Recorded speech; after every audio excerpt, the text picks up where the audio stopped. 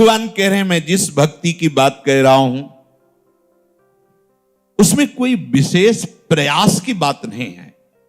कहु भगति पथ कवन प्रयासा, जोग नमक जप तप उपवासा, सरल स्वभाव न मन कुटिलाई, जथा लाभ संतोष सदाई। कहो भाई भक्ति मार्ग में क्या तुम्हें कठिनता लगती है? भगवान कह रहे हैं क्या कठिनता है, क्या श्रम है? मैं ये तो नहीं कह रहा कि आप अष्टांग योग, आसन प्राणायाम प्रत्याहार ध्यान धारणा समाधि यम नियम, ऐसा तो नहीं कह रहा, भक्ति की बात कर रहा हूं।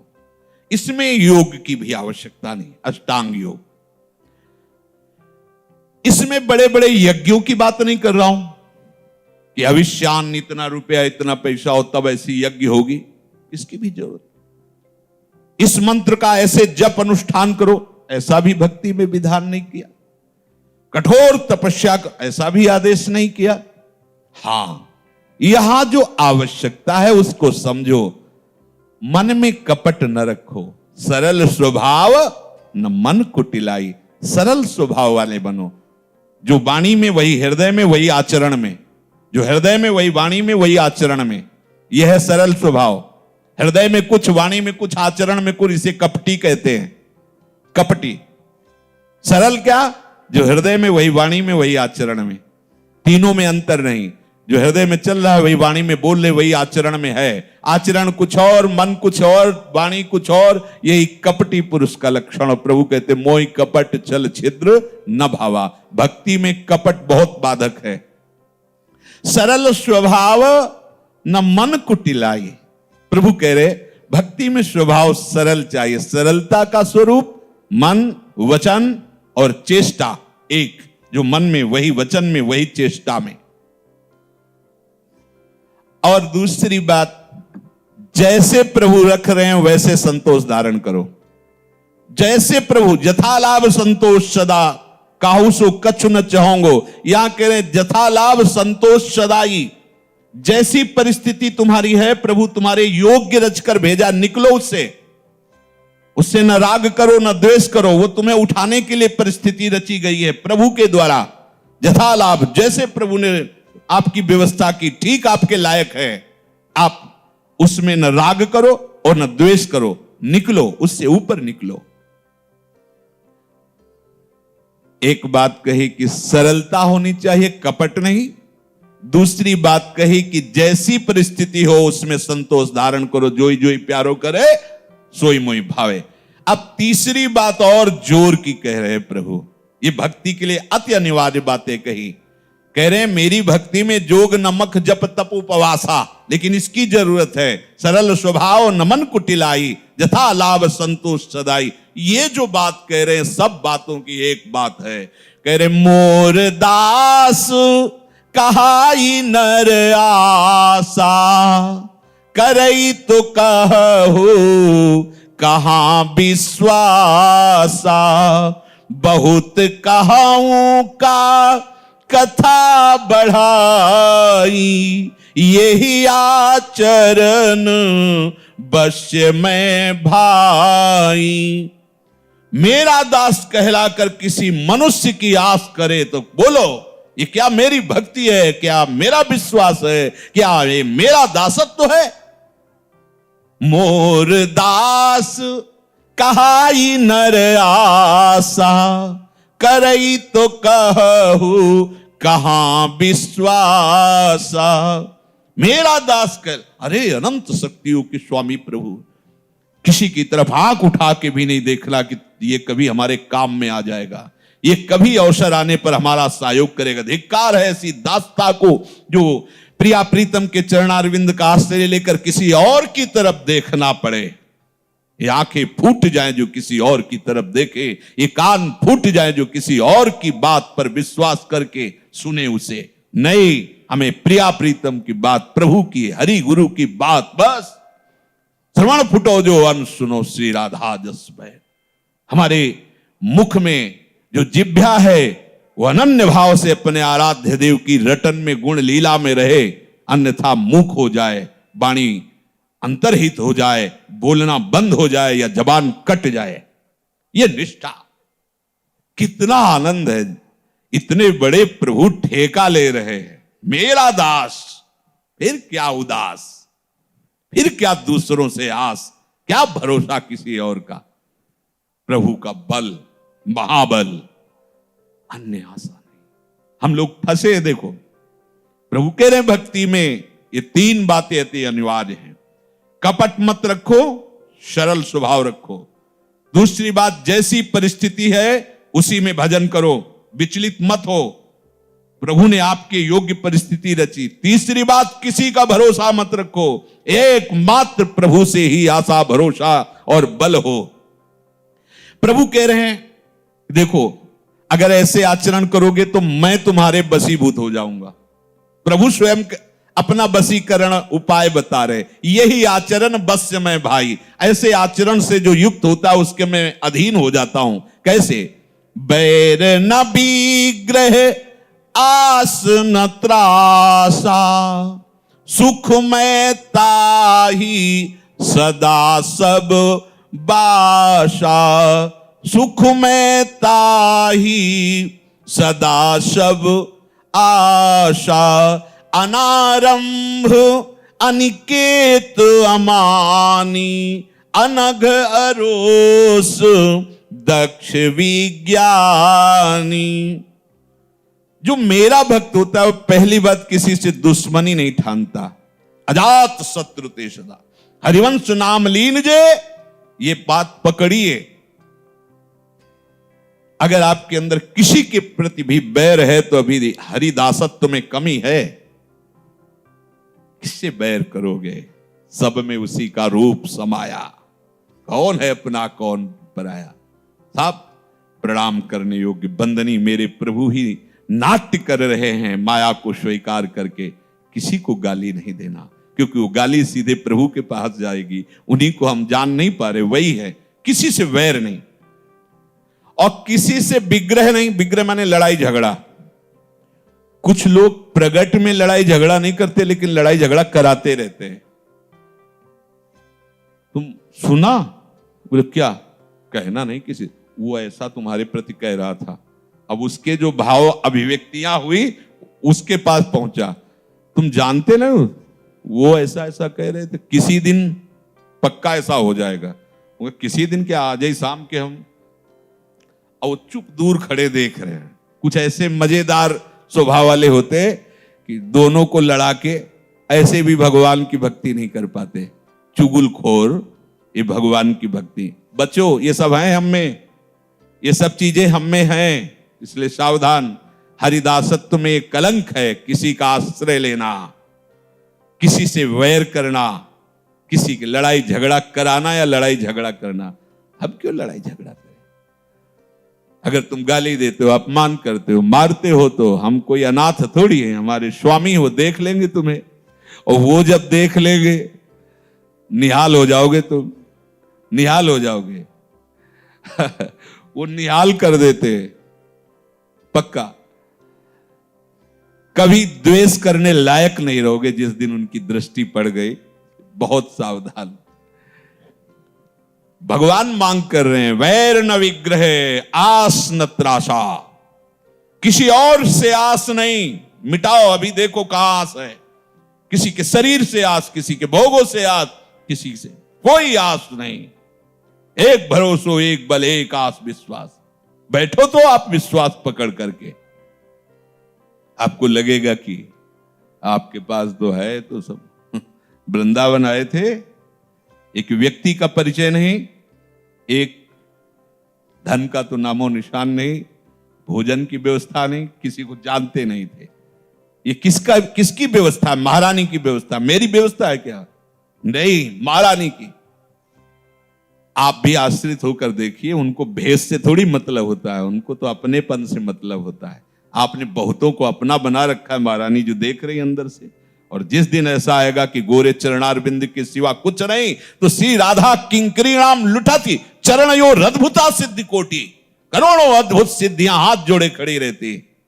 ये किसी की चापलूसी या चालबाजी से थोड़ी सुविधाएं, ये महारानी की कृपा कोर से सब है। और उस कृपा कोर के आप भी अधिकारी हैं, पर शर्त है मोरदास कहाई नरासा, अन्य की आशा नहीं, अन्य आशा नहीं। प्रभु कह रहे उसके लिए सभी दिशाएं सुखमयी होती हो, जहां भी वास करेगा आनंद ही आनंद रहेगा। किसको? किसी से बैर नहीं, किसी से झगड़ा नहीं, किसी से आस नहीं, किसी से भय नहीं। क्यों भय किसी से? इतना बड़ा मालिक मेरे साथ है, मुझे कोई छू सकता है? हाँ, उसको पिटवाना है तो कोई बचा सकता है? नहीं बचा पाएगा। उसको नहीं पिटवाना तो कोई पीट सकता है? नहीं।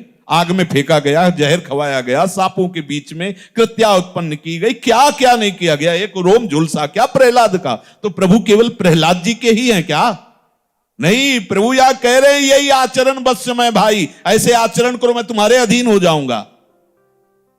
प्रभु कह रहे हैं अनारंभ, ये महान भक्त का लक्षण है, ये सिद्ध भक्त का लक्षण है। उसके द्वारा संकल्पित कोई कार्य नहीं होते कि ऐसा करो परसों ऐसा कर लिया जाए, ऐसा नहीं होगा। चलो अभी चलते, परिक्रमा लगा, हाँ चलो इस पूर्णा हुई, चले ऐसा कर लो, ये गान करो, हाँ अभी ऐसा किया जाएगा, ये संकल्प करते नहीं। अनारंभ, अचानक भगवत प्रेरणा से हो रहा, उसका कोई संकल्प नहीं, कोई कामना नहीं, कोई फल की इच्छा नहीं कि ये करने से ये फल मिलता, चलो ये किया जाए, ऐसा नहीं है, स्वाभाविक है। अनारंभ, अनिकेत, जहां वो रह रहा है वो अपना घर नहीं है, उसे अनिकेत कहते। ये मेरा घर है तो ये आपने उसकी आसक्ति स्वीकार की, अहंकार स्वीकार किया कि मेरा है, नहीं, ये क्या है? राधा के लिकुंज है, श्री किशोरी जी का सारा वैभव है। आप कौन है? उनके चरण सेवक, उनके चरणों में रहने वाले। तो सेवक कहां रहता है? स्वामी के समीप। स्वामी कहां है? महल में। सेवक कहां है? महल में। सेवक स्वामिनी के चरणों पे विश्राम करता है। श्री राधा दुख चरण निवास, हमारे निकेत क्या है? स्वामिनी के चरणारविंद, वही अनिकेत है। घर की ममता शक्ति युक्त वो अनिकेत नहीं। भगवान कहते मेरा भक्त अनिकेत होता है, अर्थात घर में उसकी आसक्ति ममता नहीं होती है। अमानी, वो कभी किसी से मान नहीं चाहता, बहुत कड़ुआ है मान। अपमान कड़ुआ लगता है किसको? अभी जो इस मार्ग में नहीं चढ़ा है। फिर अपमान कैसा लगता है? मीठा लगता है। और मान कैसा लगता है? अपमान जैसा कड़ुआ लगता है। जैसे संसारी पुरुष को अपमान कड़ुआ लगता है, ऐसे ही भागवतिक पुरुष को मान कड़ुआ लगता है। अपमान नीचा अपमानम सुधा, हाँ ठीक है, अच्छा है, अच्छा है। और वो अनग, उससे कभी कोई पाप नहीं होता जो भगवान का भक्त होता है। क्योंकि पापाचरण होते हैं शरीराभिमान से, मैं स्त्री हूं, मैं पुरुष हूं, मैं भोगूंगा, मैंने भोग लिया, मैं भोग सकता हूं, इसी से पापाचरण होते हैं। शरीरासक्ति, शरीराभिमान से ही पापाचरण होते हैं। और वो पहले ही अहंकार भगवान के चरणों में समर्पित कर चुका है, इसलिए उससे कोई पापाचरण नहीं, वो निष्पाप होता है। न पूर्व, न वर्तमान, न भविष्य, तीनों में वो निष्पाप होता है। अरोष, कोई कितना भी करे उसे क्रोध नहीं आ सकता, वो अरोष होता है। और दक्ष बड़ा निपुण होता है अपने मार्ग में, कैसे भजन बचाना है, कैसे भजन बढ़ाना है, कैसे भजन पचाना है, वो इस बात में बड़ा चतुर होता है। रामई भजे थे चतुर नर। और विज्ञानी केवल कोरी बातें ही नहीं होती परमार्थ की, उसका अनुभव किए होता है। खास बात, अगर अनुभव नहीं है तो सब बातें हैं, बातों से क्या, बातों से क्या अनुभव होने वाला? अनुभव जब तक उन बातों का, तभी प्रारंभ में ही कहा था श्रवण, मनन, फिर धारण, निष्ठा। अगर ये तीनों हैं तो परमार्थ के पथिक। केवल श्रवण किया और मनन किया, धारणा नहीं उतारी तो तुम दूसरों को सुना सकते हो। धारणा आ गई तो दूसरे तुम्हें देख के परमार्थ के पथिक बन जाएंगे, ऐसे परमाणु आ जाएंगे। प्रभु कह रहे हैं कि जो ऐसे आचरण से चलता है कि सदैव साधु संग प्रिय लगे। अगर संग करे तो प्रीति सदा सज्जन संसर्गा, तृणसम विषय स्वर्ग अपवर्गा। संसार के भोग की क्या बात, देवराज इंद्र को जो भोग सुविधा मिली उसकी भी इच्छा नहीं रहती और मोक्ष की भी इच्छा नहीं रहती। वो भक्ति पक्ष में डूबा रहता है, हाठ पूर्वक भक्ति पक्ष में, भगवत आराधना में। पर वो कभी दुष्टता नहीं करता कि दूसरों की निंदा करे, दूसरे वैष्णवों की निंदा करे, दूसरे संप्रदायों की चर्चा निंदा करे। ऐसा नहीं होता भगवान का भक्त। अगर ऐसा है तो अभी वो सही मार्ग में नहीं। किसी की भी निंदा नहीं, सब में प्रभु समाये हैं। हम जिसकी निंदा कर, हम सोचते हैं कि हम अपने आचार्य की बड़ाई करके दूसरे की निंदा करेंगे तो हमारे आचार्य हमारे को माला पहना देंगे, बास या बास हमारा यश। अरे पागल, जो यहां बैठा है वो वहीं बैठा हुआ, सब जगह वही बैठा है, दूसरा कोई है ही नहीं। अगर इधर आप चंदन लगाते उधर गाली देते तो वो गाली इधर ही तो आएगी। क्या तेरी आराधना हो रही है? पलट सुधाते सठ बिसले ही, बिल्कुल नहीं, बिल्कुल। ये मनुष्य शरीर भोगों के लिए नहीं मिला, ये भगवान की प्राप्ति के लिए मिला है, भगवत स्वरूप। लेकिन सब नहीं चल सकते, सब ये नहीं सुन सकते, सुन नहीं सकते, सबके कान में ये बात नहीं जाएगी। बड़े भाग पाइप सत्संगा, वहो भाग्य उदय होते हैं तब संतों के वचन कान में जाते हैं। उनसे भी ज्यादा उनके भाग्य होते हैं जो उस वचन को स्वीकार कर लेते हैं। उनसे भी ज्यादा वो महाभाग्यशाली होते हैं जो स्वीकार करके तत्क्षण यात्रा प्रारंभ कर देते हैं भगवत मार्ग की। प्रभु कह रहे हैं, ताही कबहू भल कहई न कोई, गुंजाग्रही परम मणि खोई। उसे कोई बुद्धिमान नहीं कहता जो मणि का त्याग करके गुंजा उठाने की कोशिश करे। देखो, मणिगण पुंज ब्रजपति छाड़त, हित हरिवंश कर गही कंचु। कैसे मूड है। मणिगण पुंज इंद्रनील मणि प्रभु श्री कृष्ण को छोड़ करके ये विषय रूपी कांच बटोर रहे हैं। कामधेनु का दुग्ध छोड़ कर चावल की धोवन पीना चाहते हैं।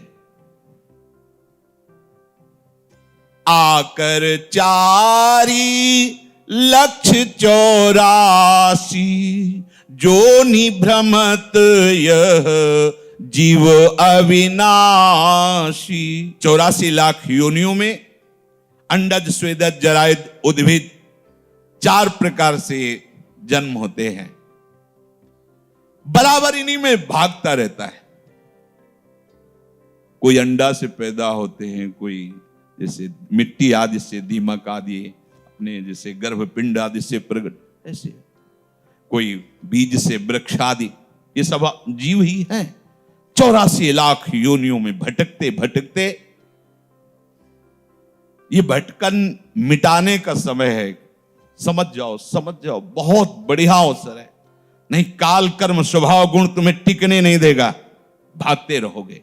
प्रभु कह रहे, फिरत सदा माया कर पेरा, काल कर्म स्वभाव गुण घेरा, कबहू ककरी करुणा नर देही, देत ईस बिनु हेतु सनेही, नरतल भव बारिद कहूं बेरो, सन्मुख मरुत अनुग्रह मेरो, करनधार सद्गुरु दृढ़ नावा, दुर्लभ साज सुलभ करि पावा।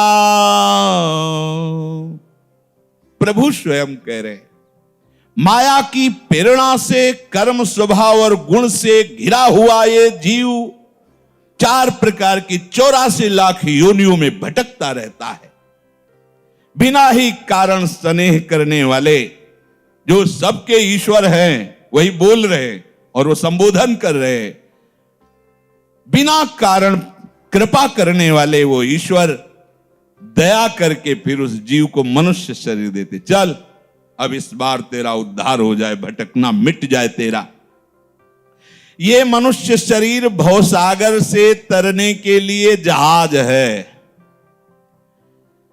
अगर नौका को अनुकूल वायु मिल जाए तो प्रयास नहीं करना पड़ता, सहज में नाव पार कर जाती है।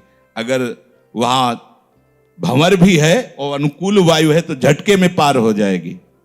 प्रभु कह रहे मनुष्य शरीर मिला, मानो आपको भव समुद्र से पार होने की नौका मिल गई।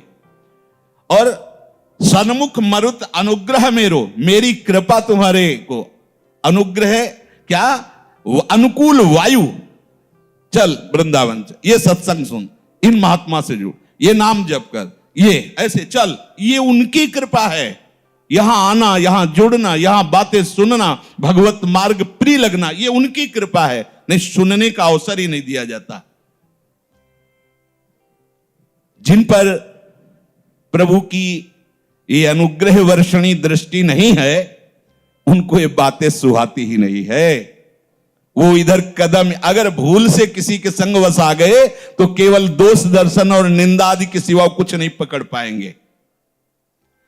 बोले अच्छी नौका मिल गई और मेरा कृपा रूपी अनुकूल वायु मिल गई और बड़े चतुर खिवैया सदगुरुदेव मिल गए। करनधार सदगुरु दृढ़ नावा। आहा,